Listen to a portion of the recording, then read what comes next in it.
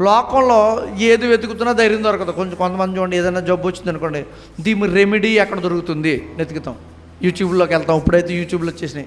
ఇంతకుముందు అనుకోండి పెద్దలను అడిగేవారు, లేకపోతే డాక్టర్ని అడిగేవారు, తెలిసిన వారిని అడిగేవారు. డాక్టర్లు తక్కువ ఉన్నప్పుడు తెలిసిన వారిని అడిగేవారు. వాళ్ళు చెప్తున్న ఆ పద్ధతిని చేసుకుని ధైర్యం తెచ్చుకుని తగ్గిపోద్దులే అని.